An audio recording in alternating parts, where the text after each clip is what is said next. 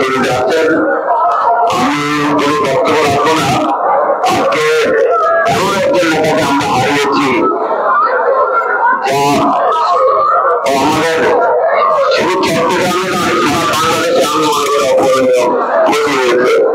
নোমান ভাইয়ের সাথে আমার দীর্ঘ আমি যখন চট্টগ্রাম বিশ্ববিদ্যালয়ে ছাত্র রাজনীতি করে ছাত্র দল করি তখন নোমান ভাইয়ের সাথে আমার প্রাপ্ত অংশটি রয়েছে। আমরা তখন নোমান ভাইয়ের নেতৃত্বে আমার মনে আছে এখনো এরশাদ বিরোধী আন্দোলনে নোমান ভাইয়ের এই চট্টগ্রামে নেতৃত্বে দিয়েছিলেন। আমরা নোমান ভাইয়ের সাথে কাজ করেছি। আজকে নোমান ভাই আমাদের মাঝে নাই। আপনারা এখানে যারা আছেন সবাই আমাদের প্রিয় নেতা। আমি যদি চট্টগ্রামের অভিসংবাদিত নেতা করবো না, আমি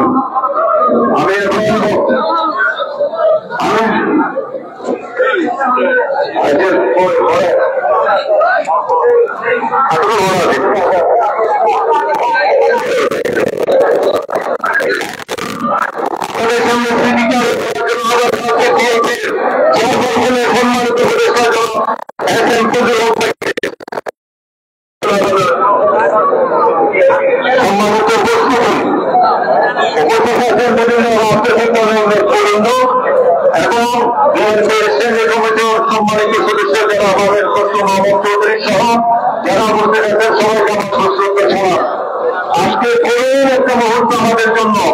আমাদের দেশের গণতন্ত্র আন্দোলন সংগ্রামের মানুষ যারা আব্দুল্লাহ নোমান সাহেব মৃত্যুবরণ করেছেন তাকে আমরা আজকে চির বিদায় দিতে যাচ্ছি।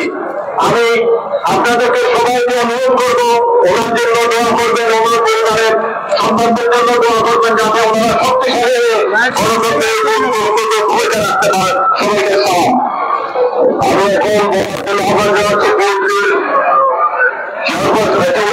একটু করে বলবেন, একটু ব্যস্ত করছিলেন না আমাদের দক্ষিণ জেলা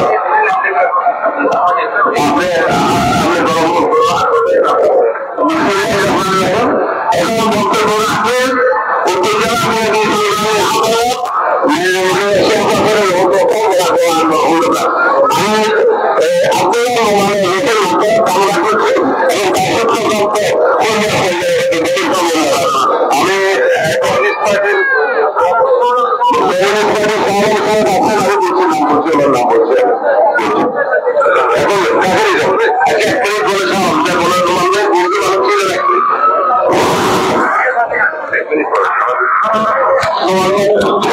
চলে গেলেন চিরকালের জন্য।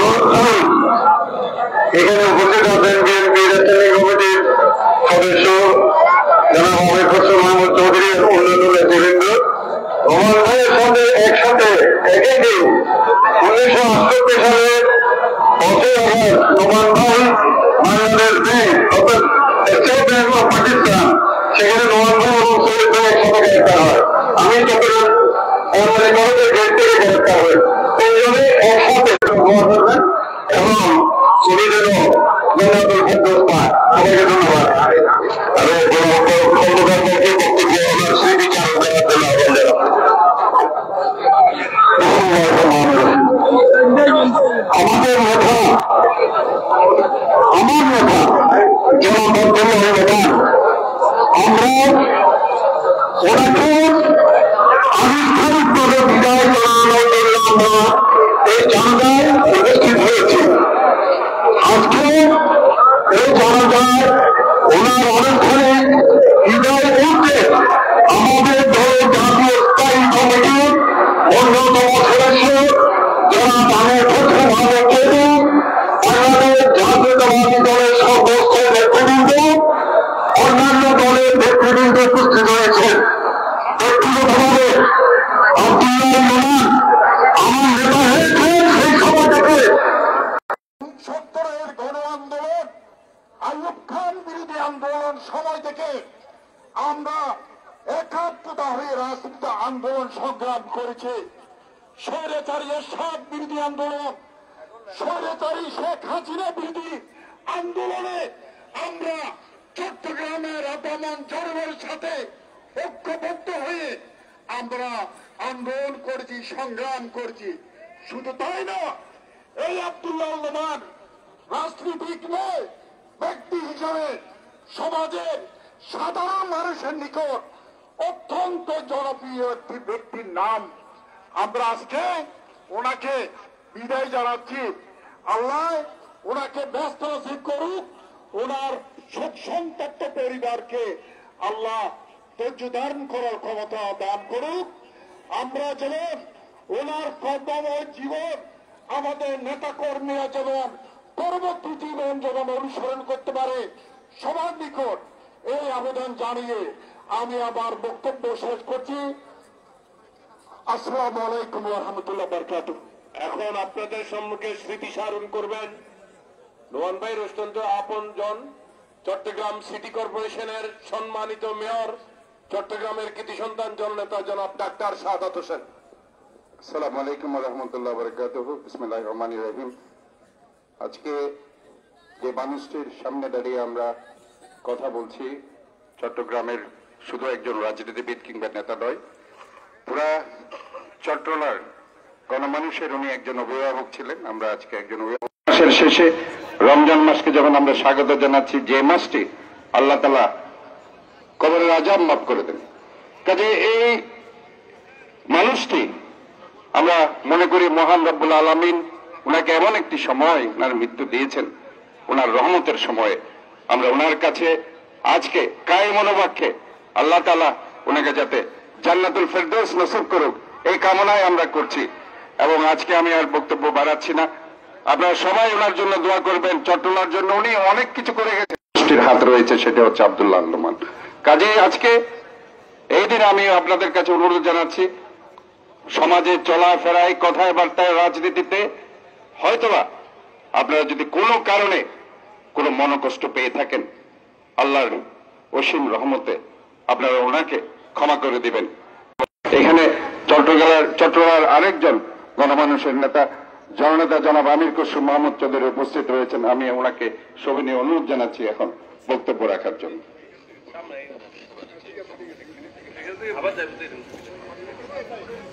বিসমিল্লাহির রহমানির রহিম। ভাইয়ের জীবনের উপর আলোকপাত করার জন্য আগামী দিনে আমরা সময় পাবো, ইনশাআল্লাহ আমরা সেখানে বলবো। আজকে শুধু এটাই বলবো যে নোমান ভাই একজন পরিপূর্ণ একজন রাজনীতিবিদ। উনি ছাত্র নেতা ছিলেন, উনি কৃষক নেতা ছিলেন, উনি মূল রাজনীতি করেছেন। প্রতিফলন থাকা দরকার। নোমান ভাইয়ের সাথে আমরা রাস্তায় আন্দোলন করেছি, নোমান ভাইয়ের সাথে আমরা কেন্দ্রীয়ভাবে আন্দোলন করেছি। উনি বাংলাদেশের যেখানে যখন ওনার দায়িত্বপ্রাপ্ত হয়েছেন, উনি ওনার হৃদয়ের থেকে কাজগুলো করেছেন এবং মনে প্রাণে একজন রাজনীতিবিদ হিসেবে। সুতরাং এইটাই আজকে বলে যে আমরা যদি আমাদের রাজনীতি সেই পথে চালাতে না পারি, তাহলে গণমানুষের নেতা হওয়া যায় না। নোমান ভাই গণমানুষের নেতা হতে পেরেছেন, এটা আমাদের সামনে একটা বড় উদাহরণ। আমরা সবাই এটা থেকে শিক্ষা নিতে হবে। আমি ওনার পরিবারের, শোক সন্তপ্ত পরিবারের জন্য দোয়া করছি, নোমান ভাইয়ের জন্য আমরা সবাই আমাদের হৃদয়ের। বিসমিল্লাহির রহমানির রহিম। আমি ক্ষমা প্রার্থনা করে নিচ্ছি। যাদের উদ্দেশ্যে আমি কথা বলবো তাদের দিকে না তাকিয়ে আমি কথা বলতে পারি না, আমার একটু অসুবিধা আছে। আমি আপনাদের কাছে তাই ক্ষমা চেয়ে নিলাম আগেই, যে আমি পোডিয়ামে একটু দাঁড়িয়ে আপনাদের দিকে। দৈনিক জীবনের বয়স ছিল 68।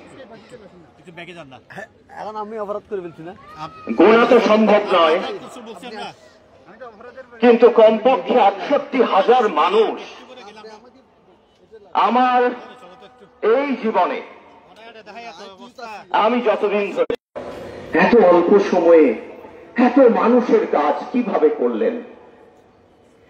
আজ যদি তিনি জানতেন যে এটা তার শেষ বিদায় ভাষণ হতো, যদি তিনি সেভাবে বুঝতেন, আমি ভাবছিলাম আপনাদের আব্দুল্লাহ নোমান কি বলতেন।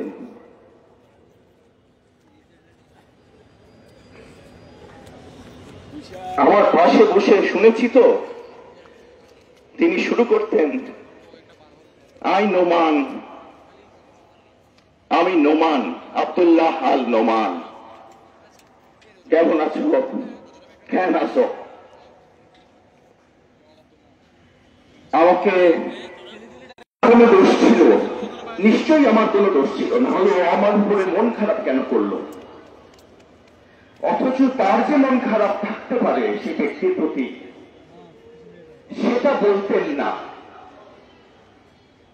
কাউকে বলে নাই কোনোদিন আমার তোমার উপরে মন খারাপ, তোমার বোধহয় আমার উপরে একটু মন খারাপ। বলতেন বহু বছর ধরে আমি তোমাদের সাথে কাজ করি, যদি আমার কোনো ভুল ত্রুটি হয় আমি তো চলে যাচ্ছি আজকের পরে তো আর তোমাদের চোখে চোখ রাখতে পারবো না। বলতেন আমার এই অল্প সময়ে আমি ভেটেরিনারি ইউনিভার্সিটি করেছি, যেটা এখন পৃথিবীতে একটি নাম করা বিশ্ববিদ্যালয়। বলতেন চেষ্টা করেছিলাম, হয়ে গেছে কিভাবে, খুব বিনয়িত, কখনো নিজের ঘাড়ে নিজের ক্রেডিট গুলো ভাবে নিতেন না। বলতেন একটা গণ অভ্যুত্থানে 4 জন শহীদ NNMJ কলেজ করেছি বাকলিয়ায়, খুব নীরবে করেছি, যেন আবার কোন অ্যাটাক না আসে সেই কলেজ না হবার জন্য, ষড়যন্ত্র না হয়ে যায়। তাই চেষ্টা করেছিলাম, হয়ে গেছে, এটাকে অনেক উন্নত করতে হবে। আপনাদের কাছে রেখে গেলাম, তোমাদের কাছে রেখে গেলাম। একটু মনে রেখো যে এই 90 খুব ইম্পর্টেন্ট আমাদের লাইফে, 71, 90, 24, আর এর আগে তো 1952 সনের 21শে ফেব্রুয়ারি মাস।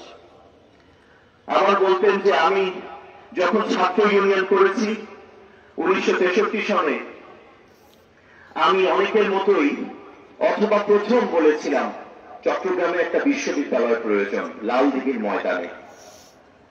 আজকে আমরা সেই বিশ্ববিদ্যালয় পেয়েছি, আমাদের কত ভালো লাগা, আমাদের একটা অসাধারণ চট্টগ্রাম বিশ্ববিদ্যালয় আছে। আমি এই 3য় সেতু, কর্ণফুলী 3য় সেতু, আমার মনে হয়েছিল যে আমরা 4 মাস আছি, 5 মাস আছি সরকারে। 2006-এ আমাদের একটা কুয়েত ফান্ড ছিল, দেশনেত্রীকে বললাম, ম্যাডাম আপনার মুখ দিয়ে তো প্রচার করিয়ে দিলাম লালদিঘিতে যে এই সেতু হবে, এখন কি হবে, আপনি এটা তো একটু ক্যাবিনেটে সাইন করা দরকার। তো পাশ করে এই 3য় সেতু আমরা করে ফেলেছি, যে এই 3য় সেতু আজও আমাদের গর্ব, অন্য কোন সেতু বা টানেল নয়, যেটা অর্থনৈতিক কর্মকাণ্ডে মূল কাজটি করছে, সেটি এই 3য় কর্ণফুলী সেতু। আমি চট্টগ্রাম শিক্ষা বোর্ডের বিষয়ে 90-এর দশকে একেবারে কিছু মুরব্বীর সাথে দৌড়াদৌড়ি করে মন্ত্রী হিসেবে এটা বোধহয় করতে পেরেছি। আমি জামায়াতুল ফালাহ, আমার খুব প্রিয় মসজিদ, এই মসজিদে কি যেন আছে, আমি সাইদ আল নোমানের কথা বলছি না, আমি আব্দুল্লাহ আল নোমানের কথা বলছি। কি ভালোবাসা এই মসজিদের প্রতি, প্রতিটি মসজিদ মন্দির পর্যন্ত তিনি কন্ট্রিবিউট করেছেন। বাট এই মসজিদ যেখানে তার আজকে শেষ প্রধান জানাজা, সেই মসজিদে একটা বরাদ্দ এনে সম্ভবত 90 বা 96 কোটি টাকা, এটাকে যতটুকু আজকে দেখছেন এতটুকু হয়েছে তার আমলে।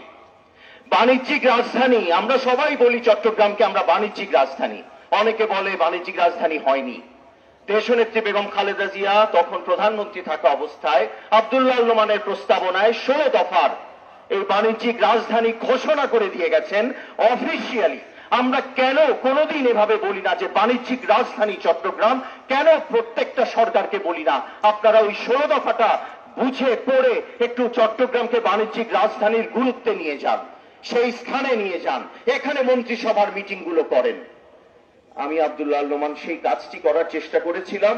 16 দফাতে আমি শেষ করেছি, আরো 32 দফা হওয়া আধুনিকায়ন, সেটাও হয়েছিল তার হাতে।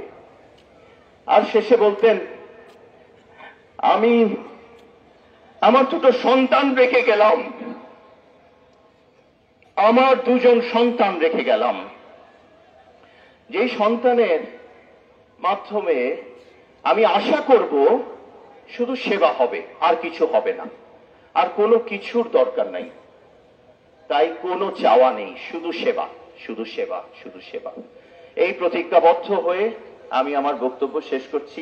আপনারা শুধু দোয়া করবেন একটু পিছনে চলে যান আপনার দয়া করে, আমরা 1 মিনিট সময় দেব। জানাজা ইমামের পিছনে অবশ্যই যেতে হবে যদি আপনারা ফরজে কিফায়া সওয়াব পেতে চান।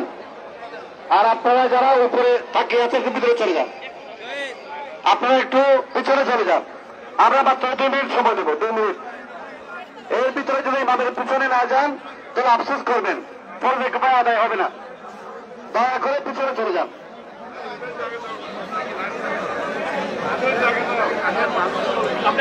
জি জি, আমি আমার সঙ্গে শুরু করে দিচ্ছি, আপনারা তাড়াতাড়ি 1 মিনিট সময় হবে, তাড়াতাড়ি পিছনে চলে যান।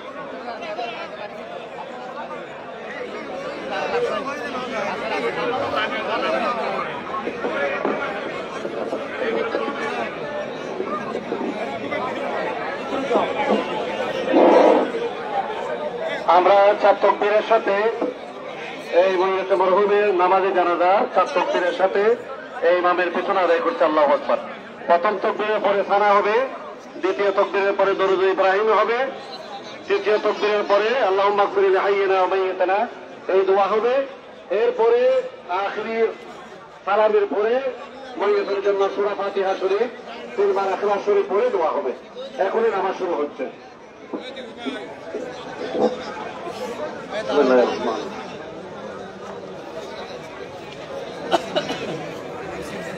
আল্লাহ